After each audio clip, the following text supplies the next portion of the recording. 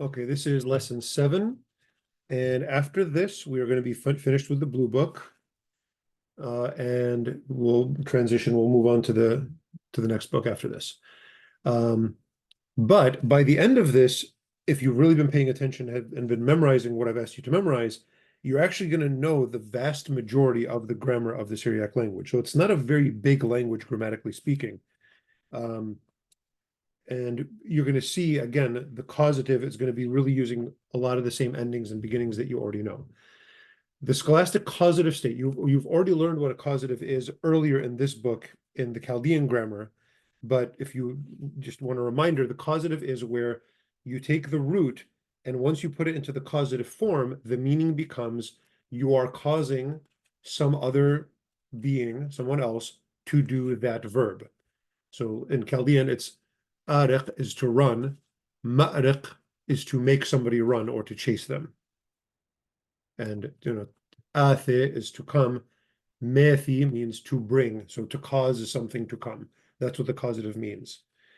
The scholastic causative state, which is often called ap'al by grammar books, so they're naming it after the sound of it rather than the meaning, is recognizable by a pthaha vowel with or without an elep before the first radical. So it's the same vowel as the intensive, but there's going to be an elep before the first radical or some other letter. So the intensive had the pthaha on the first radical. The causative is going to have it on a letter before the first radical. That's going to be the formal difference.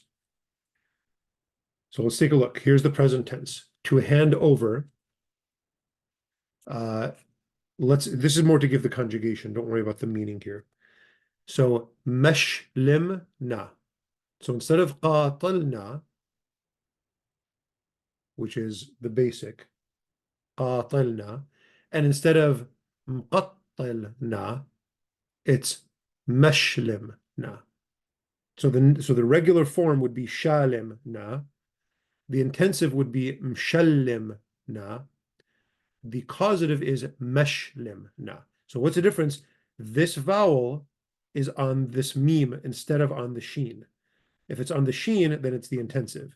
If it's on the meme, or the first, the letter before the first radical, then it's a causative. So let me read through this. I am handing over. Meshlim na. Feminine, meshilma na. I don't know why I use this. It sounds like Muslim. Anyway, meshlim at. You hand over. Meshilma at. Meshlim, he is handing over. Meshilma. Meshilminan, meshilmanan. You plural. Meshilmiton, meshilmatin, meshilmin, meshilman. Same endings, same copulas. It's all very similar to what you already know. This is the main difference. You have this new introduced consonant before the first radical, and the vowel pthaha is on it, and it gives this meaning. Just so you know, when you want to look up a word, you find the root. So the root here is shalem, right? Shlem. Once you look up the root, any dictionary is going to have the specific meaning of the intensive. So when it's in the intensive, it's going to have a slightly different meaning. The dictionary is going to show you what that is. And then when you're going to look, and then if you look up a little further in the dictionary, it's going to show you the ap'al in the dictionary, and it'll tell you the specific meaning of it. So you really need to look up the root to get what the causative means. It doesn't always mean causative. Usually it does, though. Okay, so that's the present tense. The passive is similar to the intensive one, so it's meshlamna instead of meshlimna, meshlamna. And again, the feminine is the same, meshelmana. So I am handed over. Meshlamna, I am handed over. Meshlimna, I am handing over. Here it's happening to you. Meshlamna. Meshlamat, meshelmaat, you are handed over. Meshlam, meshelma, he and she are handed over. Meshelminan, meshelmanan, meshelmiton, meshelmatin, meshelmin, meshelman. These are all the same form, unfortunately. It's just the way the language is, as these. Learn it anyway. Okay. The causative perfect, all the endings are the same. Ashel meth. So now it's an alep that's holding the vowel instead of a meme. But the ending is the same. Ashel meth. I hand it over. Ashlimt. You hand it over. Ashlimti. Or just ashlimt. Ashlim. He handed over. Ashilmath. She handed over. Ashlimn. We handed over. Ashlimton. Ashlimtain. Ashlim. Ashlim. Endings are all the same. Just this before the root.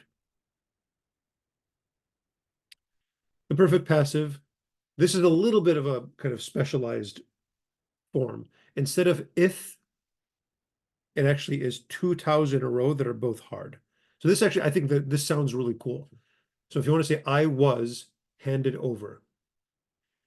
It teshelmeth. It teshelmeth. These are hard taus. So instead of the if, it becomes hard. It teshelmeth.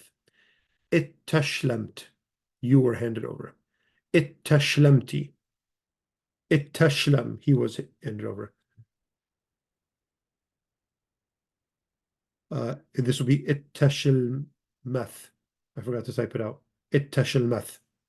It's a mistake in the book. It teshlemn. It teshlemton. It teshlemtin. It teshlem. It teshlem. I don't know what else to say about it. Same endings. It at the beginning. Causative. Perfect. Passive. So causative is indicated by the perfect is indicated by the endings, the eth and so on. The passive is indicated by the tt, it. Start to think of the language in that way. Break down each of the letters to teach you what, to show you what each of the letters indicate. So you have the root, shlim. Shlim is the root. The with the vowel on it indicates the causative. The two taus indicate that it's passive. The endings indicate that it's perfect. Get used to thinking about it that way. So on with this. Okay. The imperfect, so to do this in the future tense, I will hand over. It's the same beginnings. You just have the vowel on them. So ashlim, tashlim, tashlmin, nashlim, tashlim, nashlim, tashlmun, tashlman, nashlmun, nashlman. Same exact letters at the beginning. They just have a vowel now. And that's what indicates the causative. And then the types of letters indicate the imperfect. And then the imperfect passive is the same beginnings, so alep, and then tau, and nun, and tau. So it's those same beginnings which indicate the imperfect. The passive is indicated by the tau here. Here you don't want to have three taus in a row, so they just use one of them. So let me read it to you. It tashlam, I will be handed over. Tit tashlam, you masculine. Tit tashlmin. Nit tashlam, tit tashlam, nit tashlam, we will be handed over. Tit tashlmun, tit tashlman, nit tashlmun, nit tashlman. Okay, that's that. The imperative, ashlim, ashlim, ashlim, ashlim. And then the imperative passive, it tashlam. And they're all pronounced the same way.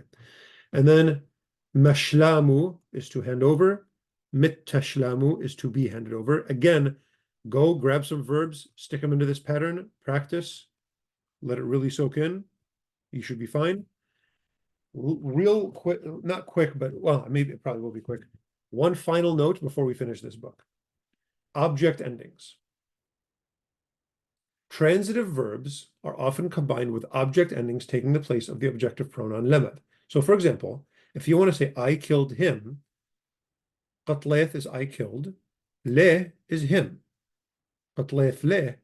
But what can happen very often in Syriac is they get rid of the lemed and they take this ending and just stick it onto the verb itself. So qatleth le becomes qalte. Now this can be very confusing because the vowels all moved around. So it's no longer qatleth. It's qtalt or qtalthe, qtalthe. So the vowel moved back and all kinds of stuff happened, but it means the same thing. It means I killed him. This is very interesting, right? This one word translates into an entire sentence. That is how compact, that's how I'm describing it here, Syriac can be. You can have a whole sentence in one word. I killed him. This is a very compact way of speaking, characteristic of Semitic languages, but can often result in very complex words. This phenomenon is found with slight variations in perfect, imperfect, and imperative verbs in all the possible states, normal, intensive, and causative. And vowel changes occur frequently in every case, especially in weak verbs, where there are even more variations. So what did I just say in these last few sentences? Every single thing you learned, all of these verbs can all have object endings. And so here, I was handed over. Well, maybe not that one, but so let's say you handed over. This can be you handed me over, and it would have one ending at the end of this, and it would move the vowels around. And it could be you handed him over, and it would be a he at the end, and it would move the vowels around. And every single one of these can be combined with every single possible object that would sort of logically make sense. Some grammar books attempt to list every single possible combination, and they expect you to memorize every single possible combination. I think that is pointless. I think that is a big, big waste of time. Instead, it is best to be aware of the possible patterns that can occur, all of which are already somewhat familiar since they are most often similar to the pronominal endings found in the last chapter. So the following chart lists the common forms of the object endings. If the reader is knowledgeable of these forms as well as the conjugations, you only need to be aware that these endings often push around vowels within the original verb. Okay, let me just explain. These, I just listed all the possible object endings. If you just see any verb that we studied over the last 3 lessons with any ending like this at the end, this is what the ending will indicate. So if you want to say he killed me, well, he killed is qtal. It could have a yoth at the end. It could have a nun yoth, or a nun yoth that's not pronounced. He killed you, it would be a kap, or an aik, or an uch. He killed you feminine, it's going to look like this. It's going to be one of these endings. Which one is it going to be with any particular conjugation? I don't know. There's all kinds of grammars, and you'll see it in Robinson, where they'll actually list it out. There is no reason to memorize that. Just recognize it. Him can be an or an ow, or an I, or an iu. This is the most possible variations, is him. Her, it's these 3, or i. Us is just a nun or an ain. And then it gets really simple. Chon or akon, it's basically the endings that you already know. Chen, a chen, hon, a hon, hen, a hen. So these are the object endings. I'm going to point out the object endings as we work through the exercises in the following book so that you'll get familiar with recognizing them. The vocabulary you're already familiar with because you've been using these verbs to practice with. Let me read these translate into English sentences. Ith baddar garmeyhon al puma dashiol. That's from a psalm, Psalm 140.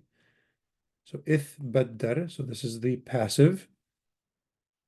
Ith baddaru means they, past tense. Garmeyhon, their something. You can look this up, but it means bone. Anyway, their bones. Al huma, so her something. Dashiol, of shiol. Gmar alaha ba'awada mdabranuthe tmehta. Nausha damhelcha hubba tishkah buya'a. At da'amar at bamraume allaye passan min bisha. Rabbi mar mrahmanuthach utaybuthach das art sayed ginsen. I think you should be able to know all that. منخ شألينا شوق لن حوبين وحطاهين بحنانخ. Lots of religious stuff here. Eileen دمهالخين بأرحى نوشثهون نغعلون المريا. Okay, so those are some of those things you can translate. After this, we are going to Robinson and we are starting over, and hopefully the stuff you memorized will make it easier as you plow through the other chapter. The first thing I'm going to do next chapter is introduce you to the Western alphabet. See you then.